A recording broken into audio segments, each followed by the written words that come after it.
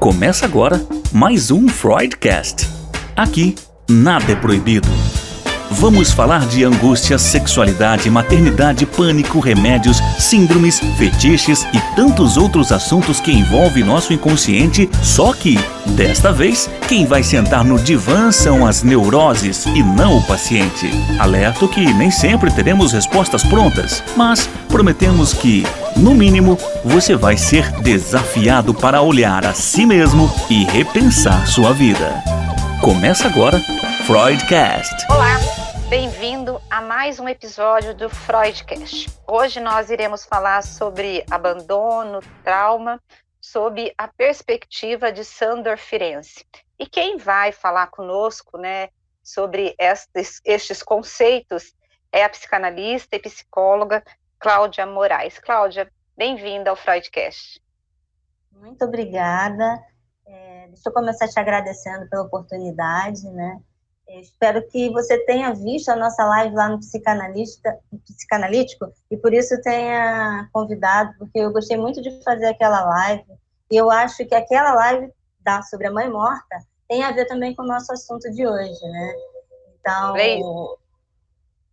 o Psicanalítico tem uma intenção de falar sobre vida, Então, eu acho que hoje, se a gente puder falar sobre tudo isso no dia a dia, no cotidiano da clínica, eu vou ficar muito contente, porque eu acho importante a gente falar o que acontece no dia a dia do nosso trabalho, nas nossas famílias. Então, obrigada. Eu que agradeço por você poder ter reservado um tempinho da sua agenda, e foi lá mesmo que eu te conheci.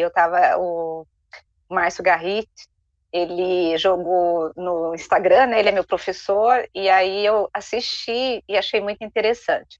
Quem é Sandor Ferenczi? Sandor.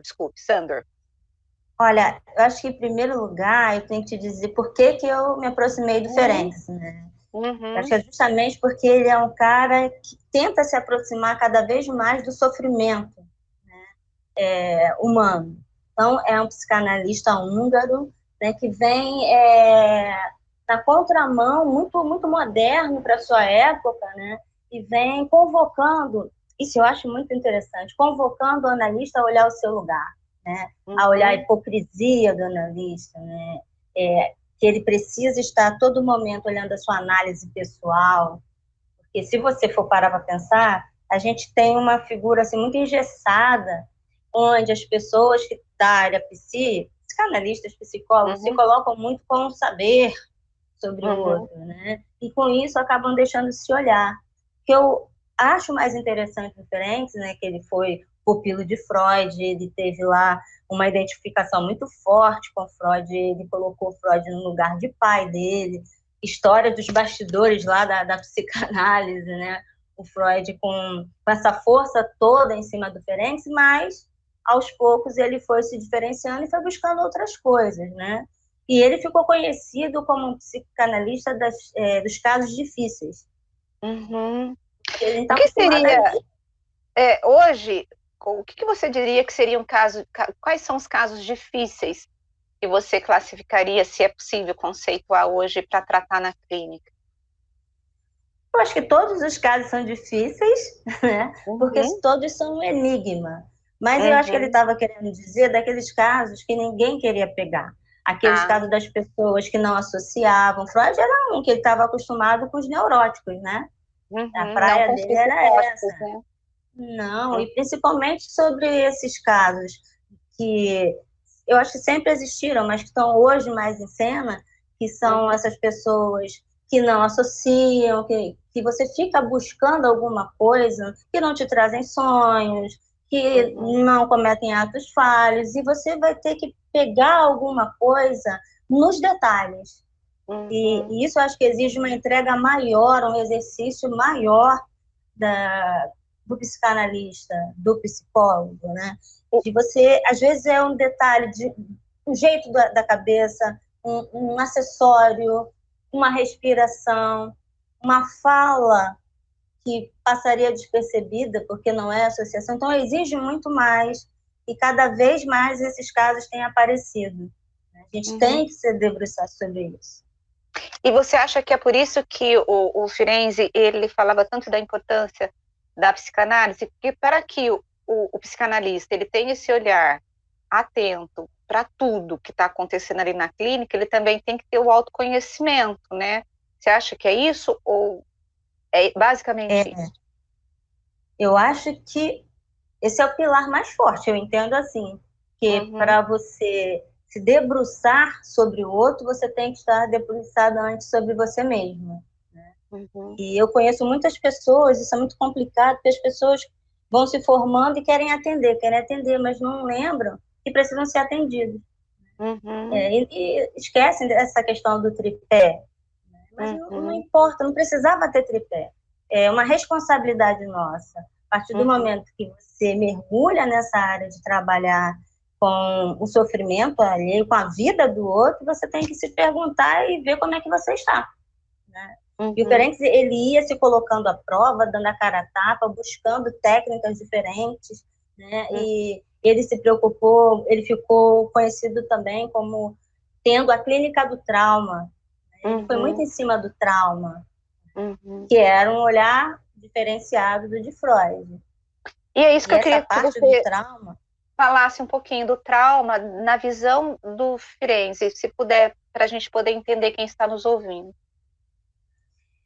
Para o Ferenc, né, o trauma não se tratava apenas de uma fantasia, né? Isso não foi, quer dizer, a realidade psíquica, né?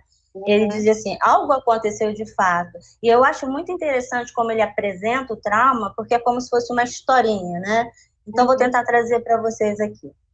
Vamos imaginar, as crianças, não só as crianças, né, mas principalmente ele vai com esse olhar, podem passar por violências psicológicas, físicas e a violência sexual. Né? E começou a aparecer muita gente, os adultos falando que sim, tinham cometido violência com crianças. Então, será que todas as crianças estão fantasiando? Então, o que ele dizia? Ele tentou ilustrar dessa maneira, né? Os 3 tempos do trauma. A criança vem com a linguagem da ternura. Aliás, tem um texto muito legal dele que é confusão de línguas, né? A linguagem da ternura e a linguagem da paixão. E ele chega dizendo que a criança chega para o adulto com a linguagem da ternura. O adulto vem com a linguagem da paixão. Não que a criança não tenha a questão da sexualidade, só que ele está nesse momento numa fase pré-genital. Né? Então, nessa brincadeira, nesse encontro, o adulto traduz essa aproximação como se fosse uma linguagem da paixão também. Então, acontece a violência, o abuso. Eu acho que a gente precisa entender que um abuso não, ele pode, até um olhar pode ser abusivo, né? Mas ele estava assim falando do fato em si. Então, uma criança sofre uma violência sexual e ela não entende muito bem o que está acontecendo. Assim, na clínica isso é muito complicado, principalmente com crianças, você vê esse lugar, como a criança transita por esse cenário muito perdida. O que acontece? Veio a violência, o abuso, a criança fica meio perdida, o que é isso que está acontecendo, né? E ela vai a um terceiro. Normalmente, esse abusador, esse que traumatizou, né, é conhecido. Né? É um tio, é um pai, é um irmão mais velho, é um primo e tal. Então, essa criança chega, por exemplo, para sua mãe para contar o que aconteceu. E ela diz que não. Ela nega, ela desmente. Então, o problema maior, acho que o fator mais traumatizante é o desmentido. O Ferenc vai bater muito nessa tecla. O desmentido. E Ferenc vai dizer que se por um segundo essa mãe, esse adulto, ele desconfiasse, ele parasse para ouvir e não determinar mentira, você está inventando, talvez essa criança escapasse de estar numa situação muito complexa que arrasta pela vida toda. Isso vai, né? Para uns mais, para outros menos, mas o desmentido é mais complicado, porque a criança fica sem saber, será que aconteceu mesmo do jeito que eu estou dizendo que aconteceu? Minha mãe está dizendo que não foi, né? Então, a criança fica meio perdida, e nisso, essa parte que ela é obrigada, né, de alguma maneira, a dizer que ela está errada, ela se identifica, uma parte do seu psiquismo se identifica com esse agressor. E, sendo assim, ela assume essa culpa também do agressor, que supõe-se que esse abusador ainda tem um tanto da sua neurose, né? E ele cai em culpa, por isso que ele diz, não conta para ninguém, né? A censura começa a surgir, não conta para ninguém, não aconteceu nada, às vezes até ameaça, né? Se você contar, eu vou matar sua mãe, eu vou cortar sua língua, essas coisas que acontecem. Então, uma parte do psiquismo da criança acaba se identificando com esse agressor, então ela é culpada também. O desmentido é que é a parte mais difícil dessa história. Entendi. E o que o Ferenczi aponta para a gente poder ajudar uma pessoa que passou por esses 3 tempos do trauma? Olha, na clínica, a gente já tivemos várias lives falando sobre psicanalítico, porque as pessoas ficam assim, tá, e o que fazer? Eu entendo, né, pela via do Ferenczi, que a gente precisa sustentar o quanto for necessário para essa pessoa poder até falar sobre isso.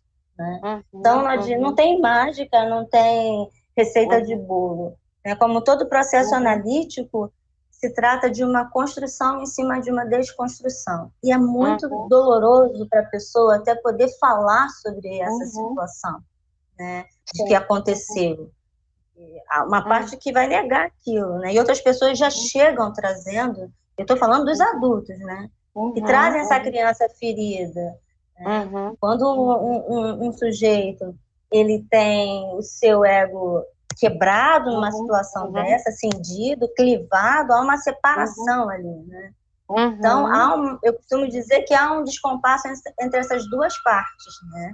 Uma parte que vai, porque a vida está acontecendo, então se torna adulta, se casa, tem filhos e tal, e a outra parte que fica fica ali parada, né? Sem conseguir evoluir, porque o trauma paralisou aquela pessoa. Então, às vezes, você está ali com um sujeito adulto, tentando sustentar a sua mãe, o seu pai nesse lugar, que a pessoa não vai responder. Mas é o que a pessoa tem. Ficar ligado a um sujeito idealizado, uma mãe idealizada. Por isso que você vê, tá 1 ano, 2 anos, 3 anos, e a gente precisa respeitar o tempo de caminhada dessa pessoa. Porque é um sofrimento muito grande. Eu quero uma mãe que não existe. Eu quero uma mãe que me desmentiu. Então é um emaranhado de sentimentos, de lugares para a pessoa ocupar, que é muito duro. É muito duro. E às vezes o analista fica ali sendo continente, contendo, né, a pessoa, ajudando a pessoa para ela não se desmanchar. Então, o que fazer? O que fazer? Trabalhar no dia a dia, na fala da pessoa, no que ela pode trazer, entende? E dar essa sustentação, né?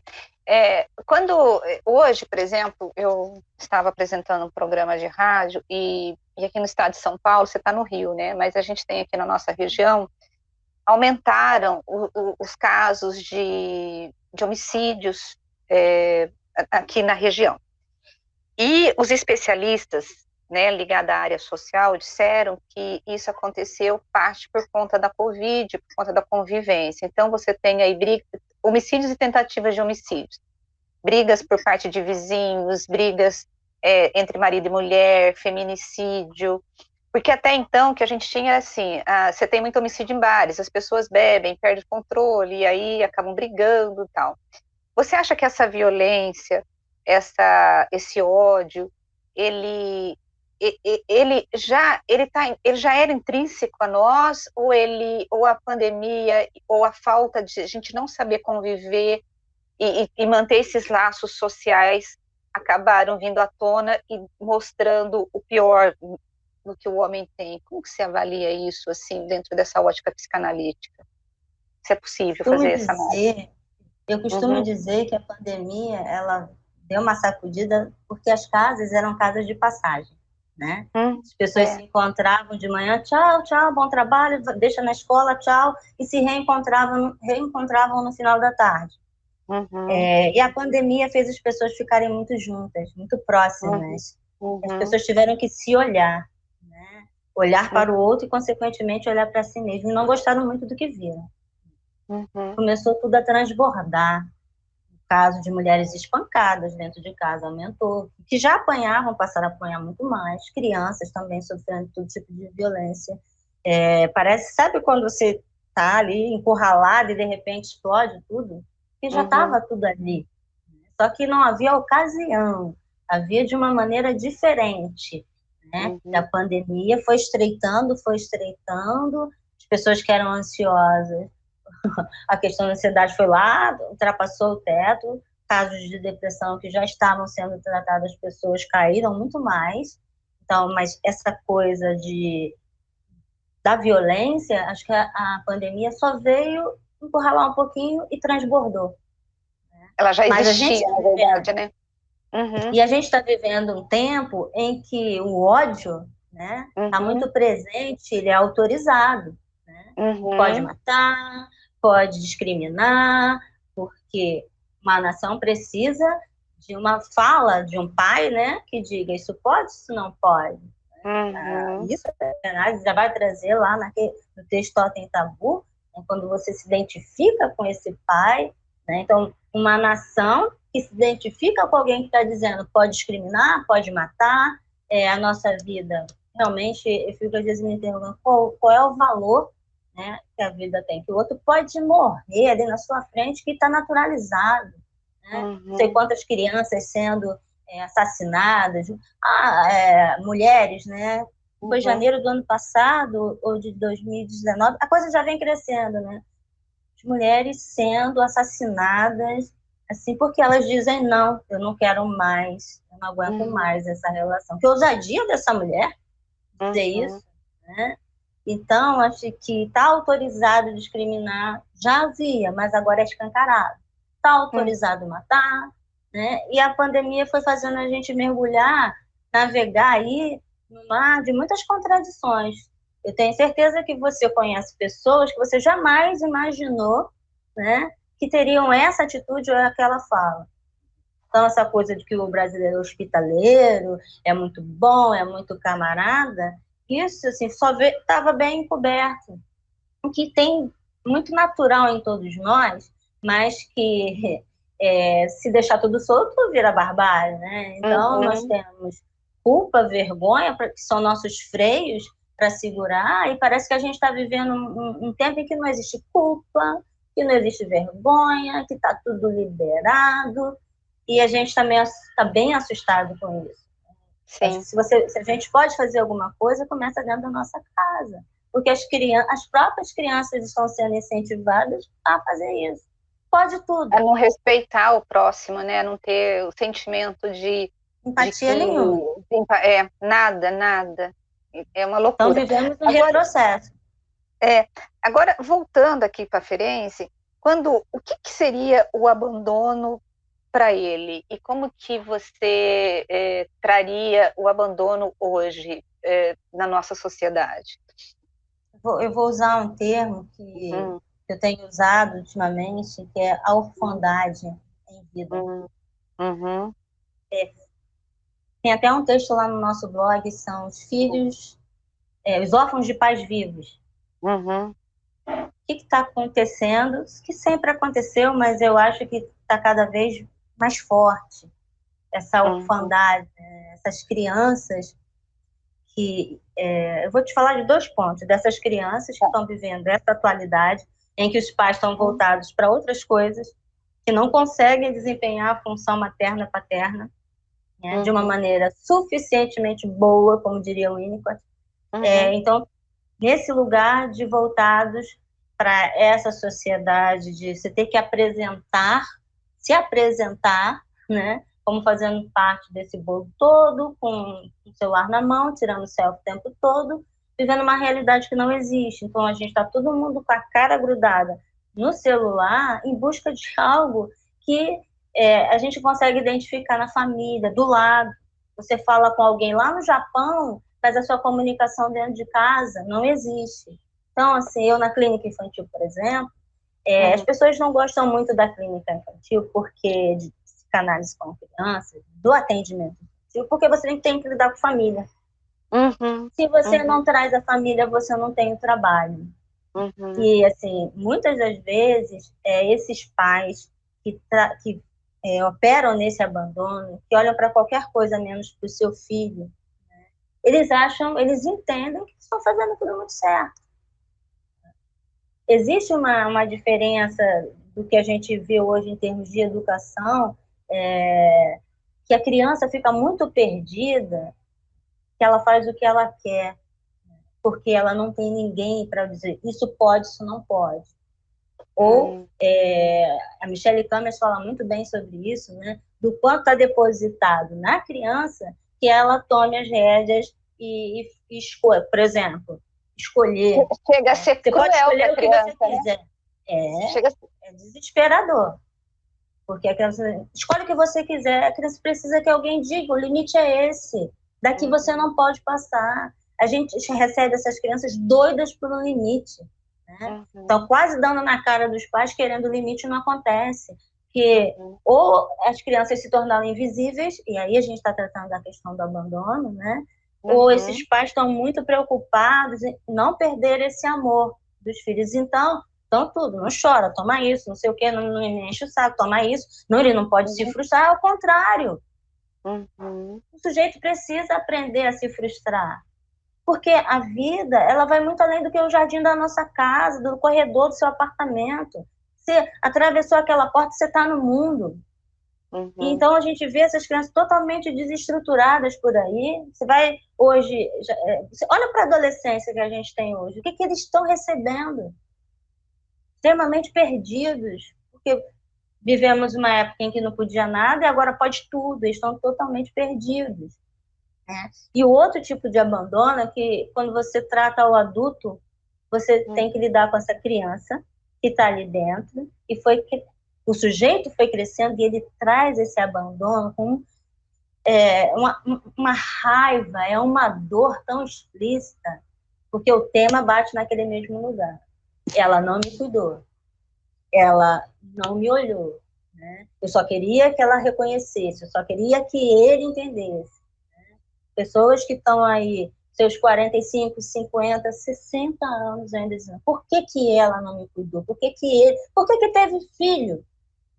Então, a clínica da dor mesmo, mas uma dor aguda, que a pessoa tem uma interrogação, porque é uma coisa, que é outro questionamento de abandono, da pessoa que é adotada, né, que vive numa família, e fala assim, por que a minha mãe me deu? Esse é um ponto. O outro ponto é por que a minha mãe não me olha? Por que o meu pai nunca está aqui?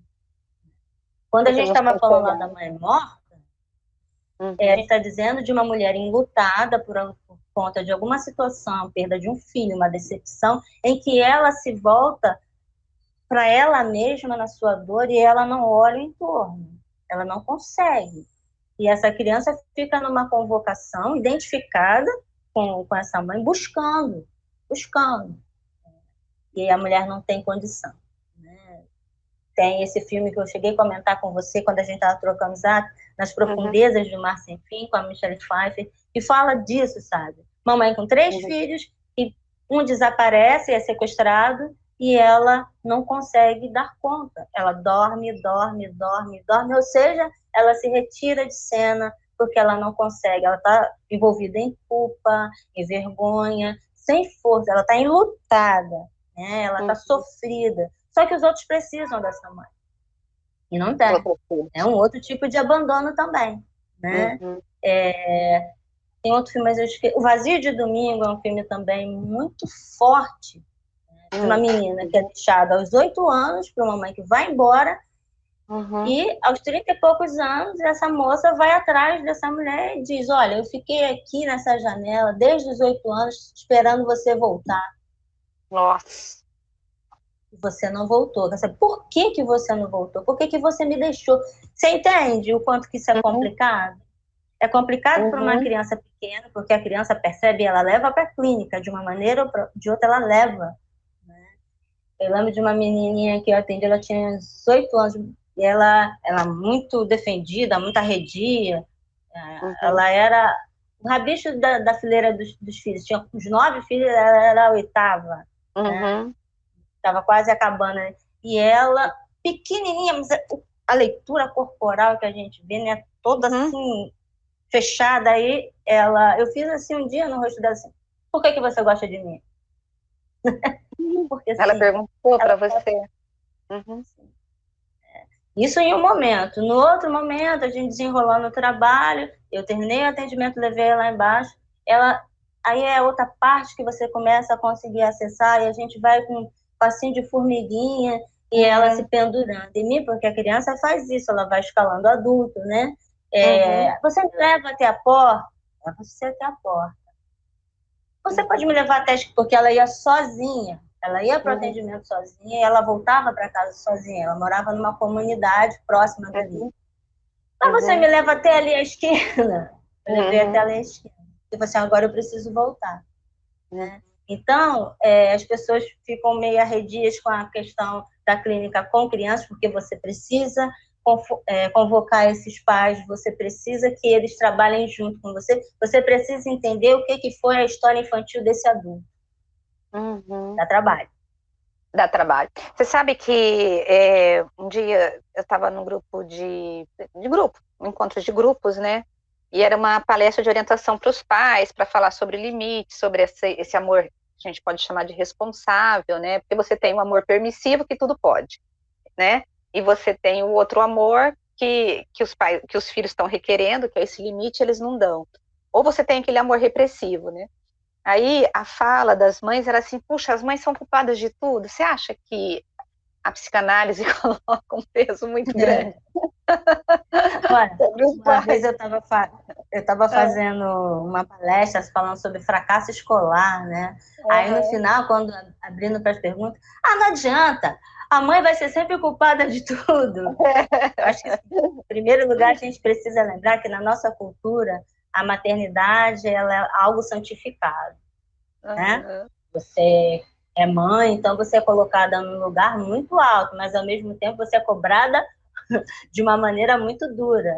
Ai de você, enquanto alguém desempenhando a função materna, você fala, eu estou cansado, né? Eu acho que é uma exigência muito grande. Eu acho que a psicanálise precisa não ficar demonizando. A psicanálise, qualquer área, a gente precisa parar de demonizar a figura da mãe e do pai. Mas sim, assim, tentar entender que desenvolvimento foi esse. Então, às vezes, atendendo criança, você se aproxima desses pais, você vai ver que aquilo é resultado de um abandono, é resultado de traumas terríveis, mas que você, enquanto profissional, precisa acolher, né? Mas, olha, é isso que aconteceu com você, está quase acontecendo com seu filho. Como é que é? Vamos trabalhar, vamos ajudar.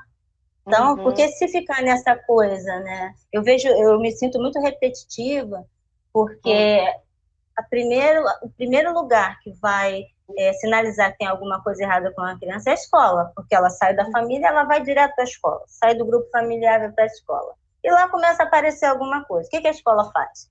A escola convoca os pais apontando o dedo, você está errado. Né? Vocês estão fazendo errado. Joga para a clínica. Né? E pais e escola acham que a clínica conserta a criança.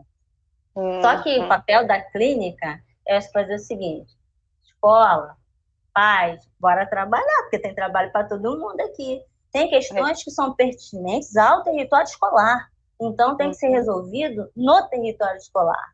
Mas essa união, sabe? Você joga um fio, um puxa, outro puxa, a gente está falando a mesma coisa. Não adianta jogar na clínica, isso acontece muito, e a escola não quer nem saber, não entra em contato, você que tem que ir lá, os pais, não, mas já está na psicóloga, não, e aí vocês que resolvam. E quando você diz assim, olha, mas a sua participação é muito importante, você é a mãe, você é o pai, e os pais são mais complicados ainda, porque não vão. Não, né? Mas você continua fazendo aquele trabalho de formiguinha. Então, eu acho que ficou meio que naturalizado que a mãe é a culpada de tudo, acho até em consequência desse lugar tão grande que ela é colocada. E a gente precisa ir quebrando isso aos poucos, porque ela é um sujeito que foi constituído de alguma maneira. Seu psiquismo foi constituído de alguma maneira. E o Ferenczi vai dizer que muitas vezes um sujeito que foi abusado, né, foi traumatizado, ele, por que não faz nada quando percebe alguma coisa? Há uma parte desse sujeito que observa, é como se fosse uma certa vingança, sabe? Fizeram comigo, eu estou vendo que vai fazer com você também. É muito complexo isso, porque conscientemente a pessoa vai dizer que não, que não. Né? Algumas violências são autorizadas pelo outro sujeito, seja pelo pai ou pela mãe. Né? Então, assim, tem que se aproximar, eu penso desse jeito, Ferenc também pensa desse jeito, né? Assim, vamos ver com quem que a gente está falando. Quando você chama um pai, uma mãe, quando você está fazendo atendimento infantil, você tem que entender com que criança que você está lidando. Quem foi? Onde está a história dessa pessoa? Atendendo criança, às vezes tem 4 atendimentos no mês, 3 é com o responsável. Você vai estar fazendo análise deles? Não, você precisa encaminhar. Mas você precisa entender que criança que habita aquele sujeito, porque ela aparece. Pois é, e para a gente terminar, você começou falando sobre vida, né, da clínica que quer trazer vida e esperança, né, e quando a gente está de frente, né, e tentando enxergar essa criança que está naquela pele daquele adulto, né, sempre há esperança, né? Eu acredito que sim. Várias vezes você está lidando, assim, eu lidando com pessoas que estão querendo desistir. Pessoas que são massacradas pra caramba, de todo jeito. Pessoa que olha para um lado, olha para o outro, não tem saída, não tem uma frestinha assim para você dizer tem sol lá fora. Né? Então, o analista nesse lugar, ele precisa primeiro entender isso, sustentar isso e conter essa pessoa, né? Direcionar esse olhar de vida para o outro. Algo da sua humanidade se apresenta para a humanidade daquela pessoa que você está atendendo.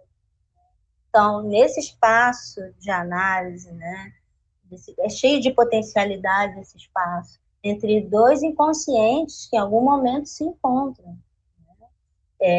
Entre olhares que em algum momento vão se cruzar. Porque se você fica nessa postura enquanto analista com a sua teoria muito bem arrumada na sua cabeça e tenta enfiar o sujeito, botar aquela roupa daquela teoria naquele sujeito, muito se perde. Então, não é um bate-papo, é trabalho, análise é trabalho. Mas isso não quer dizer que você não possa oferecer um sorriso naquele momento, né? Que você possa dar um abraço. Né? Para alguns isso é da ordem do impossível, não se abraça, né? Mas eu acho que na sua clínica se apresenta o sujeito que você é, né? Sujeito que fez enquanto análise em andamento, enquanto você está olhando para os seus conflitos. Aí você pode olhar para os conflitos do outro. Então, o psicanalítico, ele quer falar sobre vida, por isso que a gente tenta usar uma linguagem que seja para todo mundo. A gente não está falando só para o pessoal psi, a gente está falando para quem nos queira escutar, né? Seja a pessoa que está fazendo almoço, lavando a louça, cuidando de criança, quem está fazendo seus cursos. Somos sujeitos aí no mundo, né? Eu sempre falo, de que maneira que a gente está aí? Eu acho que isso diz muito a respeito da nossa maneira de fazer clínica. Entende? Eu não sei se eu te respondi. Respondeu. Eu quero agradecer nosso bate-papo, adorei. Acho você muito poética nas suas falas. Eu acho que você deve gostar de poesia. O teu texto, assim, é bem literário. Você tem muito isso, você traz muito isso. Muito obrigada, viu, Cláudia? Eu te agradeço pela oportunidade, quero convidar todo mundo para dar uma olhada lá no trabalho do psicanalítico. Né? Eu costumo dizer que a gente faz o nosso trabalho de formiguinha, né? E que o trabalho acontece pelo nosso desejo e pelo desejo de quem quer nos ouvir.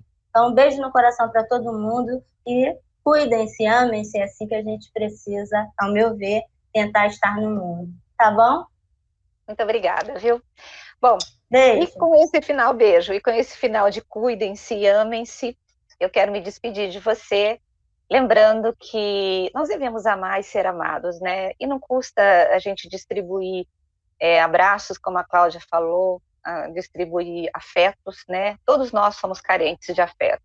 E vamos aproveitar depois desse podcast aqui do Freudcast, né, em que nós estamos falando sobre trauma, sobre abandono, sobre como que nós podemos, né, nos entender e ajudar quem precisa.